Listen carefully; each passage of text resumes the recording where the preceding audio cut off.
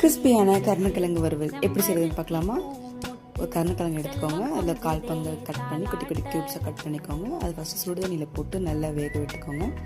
அதை வடிகட்டி எடுத்துகிட்டு உப்பு, மஞ்சள்தூள், மிளகாத்தூள் உங்களுக்கு தேவையான அளவு போட்டு நல்லா பரட்டி வச்சுக்கோங்க. மறுபடியும் ஒரு வானலியில் கொஞ்சோண்டு எண்ணெய் போட்டு பரட்டி வச்சுருந்த கருணக்கிழங்கு அதில் போட்டு நல்லா ஃப்ரை பண்ணிட்டு இருங்க. அது நல்லா நீங்கள் ஃப்ரை பண்ண அது சூப்பராக கிறிஸ்பியாக செம்ம டேஸ்டான ஒரு கருணக்கிழங்கு வறுவலாக இங்கே நிற்கும். இதை சாம்பார், ரசம், தயிர் சாதம் எல்லாத்துக்கும் சூப்பரான சைட் டிஷ்ஷாக நீங்கள் சாப்பிட்டு பார்க்கலாம். ட்ரை பண்ணி பாருங்கள்.